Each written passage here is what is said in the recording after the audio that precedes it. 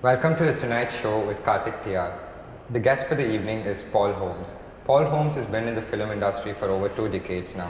He started off with a degree in physics and then later he shifted into the film industry. And he's been teaching the study of body language, the study of histrionics, and recently he also went into visual art. So today we're going to have a conversation with him and we're going to ask him how his career has been so far and what plans he has for the future. Hello, sir. How'd you do? Good. How are you doing? Fine, thank you. So could you tell us about, how your career started and what made you switch from after a degree in physics to the entire film industry? I had always been interested in the theatre, and when I was at university I directed quite a lot of theatre, and then in my final year I started working with the moving image. Okay. And then about 30 years ago I got a job as a trainee with the BBC. Okay. And after about a year I was already directing TV shows, little films, inserts for TV programs. So it kind of happened like that, really. So what were the first TV shows that you directed? Like, how was the entire television industry back then compared to how Netflix become so famous right now? Well, it was very different, because you would turn on the TV to watch a program when it was scheduled to be on. And you could record shows if you wanted to watch them later on VHS tape.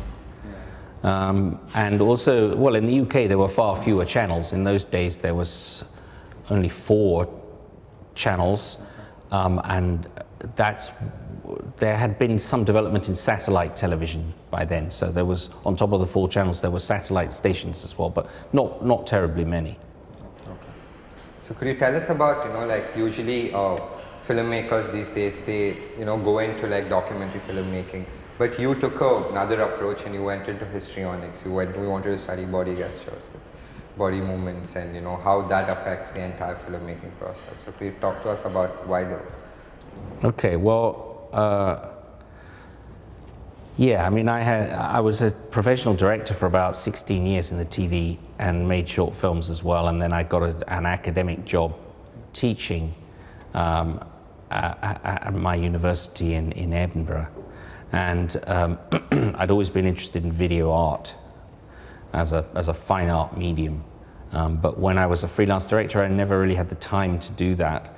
But being in academia, first of all, I couldn't direct TV anymore because it's too much of a commitment. Yeah. But also there's an imperative on you when you're in academia to do a more research-oriented kind of work. And video art practice really fitted quite well with the need to experiment with the aesthetic. So that's the first thing. Second thing to say is, once I got into it, and this is after a career in TV, but when I got into it as an academic and started working as a video artist, the big question to me was, well, what is the essence of this art form? We're used to traditional plastic arts, sculpture, painting most obviously, but also in the modern era, photography. These are quite obviously well-established fine art forms, but video art is a relatively new medium, and it's grown from a couple of sources, mainly experimental filmmaking of the sort that you had in the middle of the 20th century, but also performance art, which is a medium that started to emerge in the late 50s and became obviously a very big phenomenon in the 60s.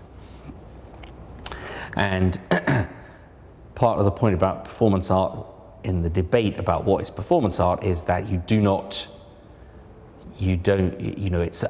it's an ephemeral thing.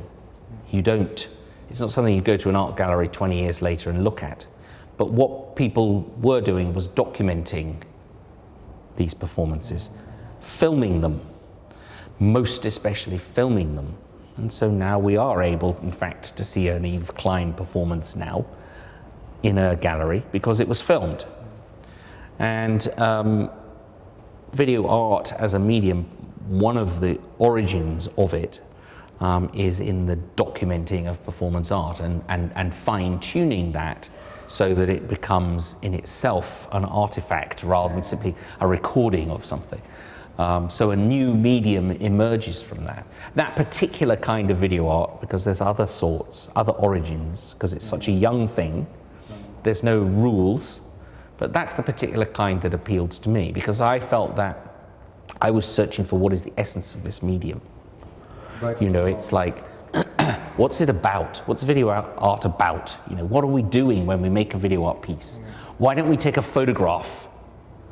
Or why don't we go and make a movie that's going to be on the television? What's different about it? This was a very important question to me.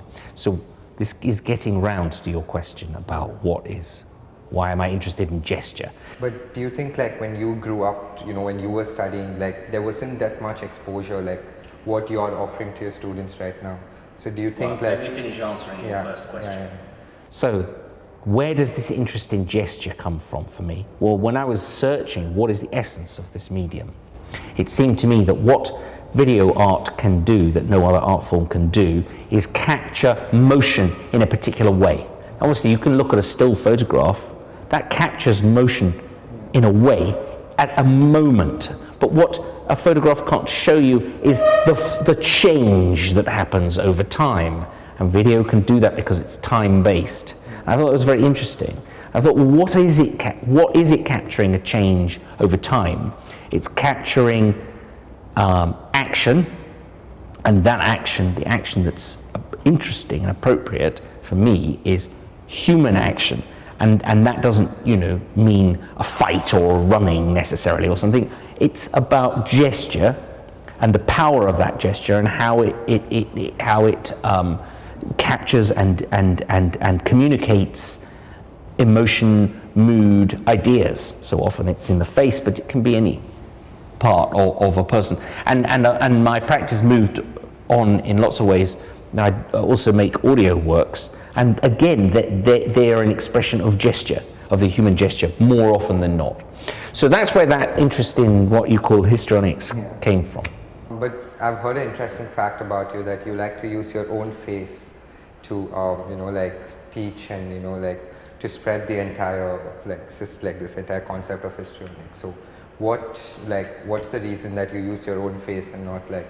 Well, I use my I use my own face and body and voice and other things in my work, and it's interesting why you should ask that. This comes from a performance art sort of heritage in which the artist is using their body as a tool of expression, I suppose. But then when I started actually making things, I don't always use my own face and my own voice, by the way. Only when it's appropriate. But I was making a little film of video work in which I used my face, and I did these facial exercises. And these exercises are designed to work out your face the way you work out in the gym. And I came to this idea because I looked in the mirror one day and I just thought, I look awful. What can I do about that? And I did a little bit of research, and I found out that there's an enormous amount of literature that's been written about it. There's an enormous number of books that exist in which you can do these exercises. There's items on the TV, there's articles on the internet. So obviously it's a universal preoccupation. So good subject for an artwork, I thought. And then I decided I was going to shoot it in an extreme close-up because it was boring. When I looked at myself doing these exercises, if I was shooting it in a long shot, it was boring. So I thought, I'm going to do it in extreme close-up. So the camera is like there relative to my face with a big macro lens on it, so you can get very, very, very, very big close-up. And I realized when I was testing that there was no point in getting somebody else to sit in that seat. Because I would, if I had to direct somebody, remember what we're talking about is an extreme close-up and with extreme shallowness of depth of field. So the adjustment that the actor actor, if you like, has to, or the model more correctly, has to make is so fine that the only way for me to control it was to have a monitor, which I could look at, and then I can do these tiny little shifts, 0.5 millimeter to the right or whatever. No point in my directing somebody to do that. That was one reason. The other reason was because I was thinking, you know, who am I going to get to? Who am I going to put in that seat? Why that person? You know, what ethnicity is this person? What gender is this person? What color hair does this person have? And it becomes impossible to answer that question because it's odd. It becomes far too general. It becomes far too big. You try and encapsulate far too much with it.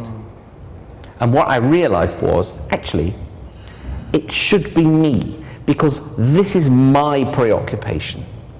That my face is aging and I want to stop. I want to reverse that process or slow it down.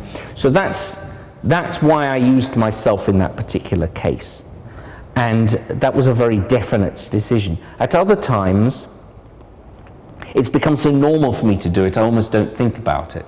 So if I want a performance as part of one of my works, like I made a sound piece which had 20 tracks, all script that was being read, and you hear all the words all at the same time.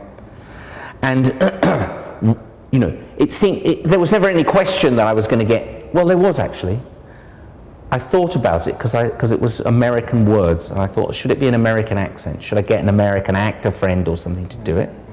But then this same question arises of it being too specific. Why that person? You know, because casting is a very definite decision that you make when you're making films. But it's wrong for me, actually. I just thought, no, actually, I want this to be distanced from the reality of where it's come from. A lot of my own work is about that, robbing some essential gesture of its context. So I thought, no, I'm the artist, I'll do it. And it's, you know, it's such a crazy thing to hear the same voice talking on top of itself 20 times. It's so abstract, it's such an abstract and unrealistic thing. It just seemed, that's fine. It doesn't matter that I'm not speaking with an American accent. They just go, that's the artist doing that. And that made total sense to me.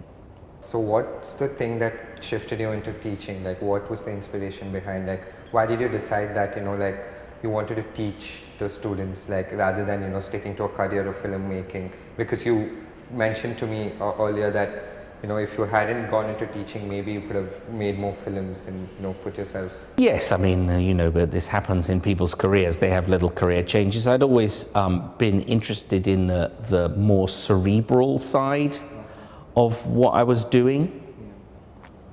And I was interested in a change of shift, in a sense, in my practice. So instead of being somebody who was renting himself out or renting his services out and always thinking about it that way, you know, driven by money in lots of ways, it interested me to do something that had a bit more creative freedom. And the thing about academic life is that there's an expectation on you that you have a research angle to what you do, whatever that is. And in my case, obviously, that's aesthetic experimentation that I'm doing.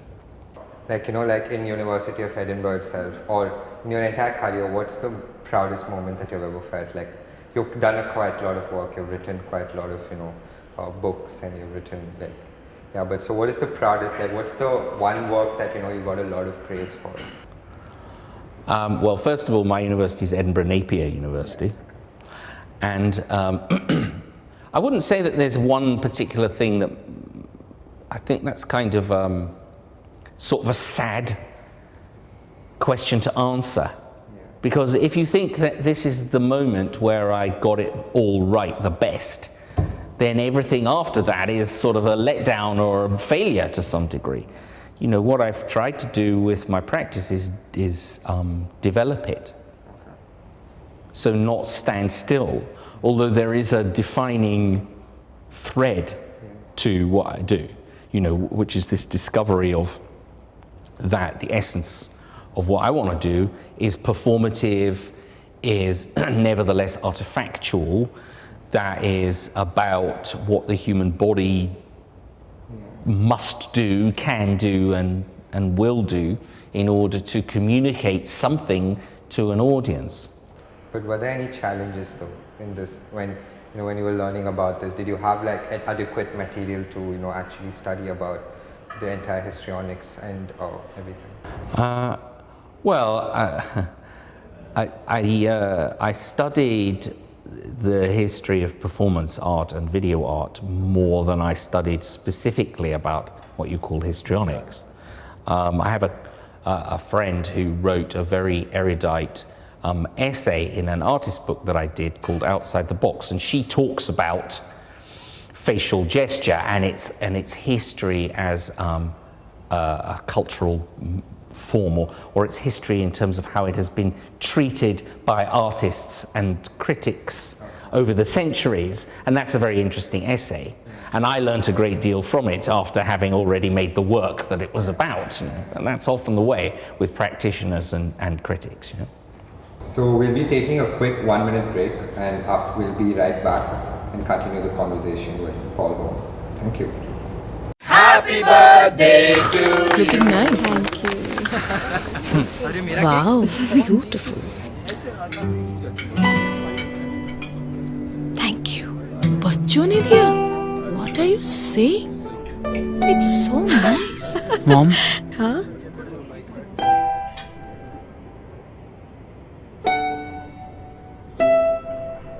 फिर से? sorry mom. ठीक है. तो matching earrings दिला दो.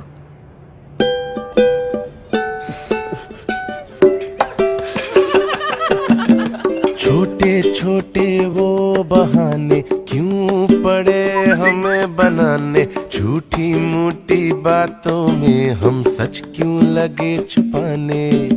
बूंदे कहे ये जान भी लो, हुई खता जरा मान भी लो, दिल में जो है कह के देखो कितना चैन होता है सच्चाई में।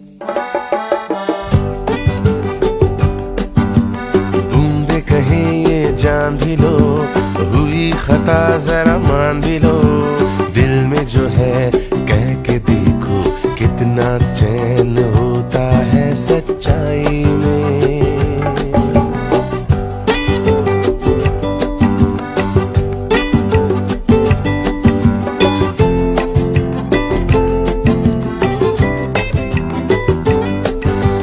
नाजुक होते हैं बड़े रिश्तों के ये ताने बाने, अपनों से छुपाई बातें जो दिल को लगे सताने।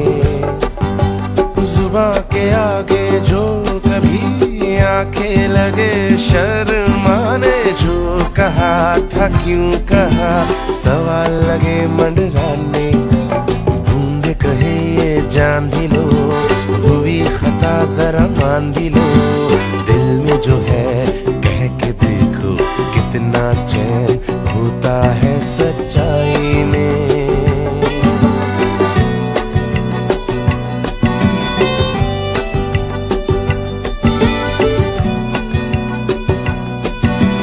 कितना चैन होता है ना सच्चाई में, गिन ले बूंद बूंद में सच्चाई। Welcome back. We were in conversation with Paul Holmes. So, sir, could you talk to us about, the entire shift in the technology that's, when you started 3 decades ago, and how, like technology has become much more advanced and much more easier with respect to film, cinematography and everything. And, like how easier it is to like play with lights, and how easier it is to, Well, it's a big question. The first thing obviously is that the equipment is much more accessible, but that means that anybody can get hold of the equipment and use it, the most basic equipment. But that doesn't mean that they do a good job. Just like anybody can hold a pen, but that doesn't mean they can write a great work of fiction. So the accessibility is good, and at the very high end, it's quite interesting because the digital filmmaking, most movies are made digitally now, They still look like movies, although they look slightly different from 35mm. It's caused a slight change often in the way in which people shoot, which I don't think is good, by the way, which is that because film is expensive, you had to think a lot about what you were going to shoot before you started to turning the film through the gate of the camera. Whereas with digital, you can shoot as much as you like, you know, and that's not necessarily a good thing, because it can make directors it can introduce a banality to what they do, because all the decisions can get made in the cutting room, but the decision should be made when you think about where you're putting the camera. That's when you're really directing, in my opinion. But so like talking about like television itself, like, you know, British television has still not reached that level as American television. Like a lot of people all around the world prefer American television more than British. So what do you think that, you know, where is British television lacking still? Like why is American television taking the lead? Or taking the lead? Well, that's a very difficult question to answer, but British television went through a period in which there was great, unique authorship behind a certain amount of what was being done. And that still applies to certain things. Like, I don't think anybody would say that there is better natural history television than what is made in the UK. But when I was sort of growing up with British television, there were people like Mike Leigh were making TV shows. So that probably isn't possible anymore. You know, Pavel Pawlikowski, who made Cold War, he came through the BBC. Okay. You know, a lot of interesting, unique voices, a lot of big-name directors went through British television.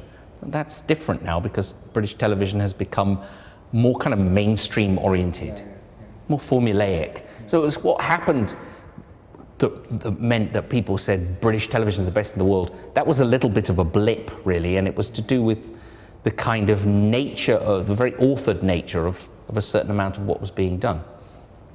There's nothing wrong with what's being made now, but it's, you know, you get into a situation where the thing that makes you better or not better is not the authorship anymore, but the money. And American TV is a much, much bigger industry, so they have much more money to spend on, for instance, script writing. You know, so I think that probably one should celebrate the certain things about British TV that are extremely good, like natural history, and you know, there's some very unique, interesting documentaries still being made. There are also TV shows being made, dramas like Doctor Who and Sherlock Holmes, which are famous throughout the world. You know, these are sold all around the world, and have introduced ideas to people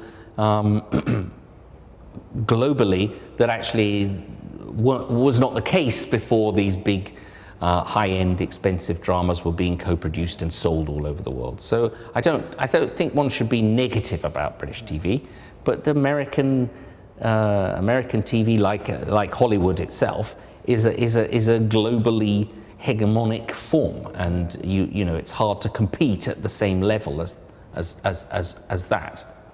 But you know, like the youth, like majorly in India and like even in like Europe, they've been like hooked to TV shows like Peaky Blinders and Black Mirror from, you know, so what we as like, we're all studying cinema and you have students back in Edinburgh too. So what do you think is our future? Like what do you know, if you could give us advice, you know, what do you think the cinema future is in the entire, like, I don't really know the Indian industry very well, although I do know that at the top end it's extremely large business. I mean, if you want to give somebody advice, the advice is work hard, study hard, read, watch everything, but don't just watch it, but think about how it's been done and how has a certain shot been achieved, or what's the angle, where's the camera, how, you know, and network, meet people, keep an open mind, look for opportunities, and just keep striving at that. There isn't a better bit of advice one can give. Get good at what you're doing, and keep an open mind and open eyes about where that could take you. But do you think we should start off, with companies like BBC, or like we should go out on our own and start making documentaries and then reach there to the... That depends. That suits some people to do it that way. It suits other people to just go in at entry level as a freelancer or in a big company or something like that. But what can I say? It's enormously competitive industry. So you have to be your best anyway. That's the first thing. Be your best. Be the best. So with that question, we'll end the show for today. Thank you so much, sir, for joining us today. Yeah. So we'll see you next week with another guest. So until then, thank you.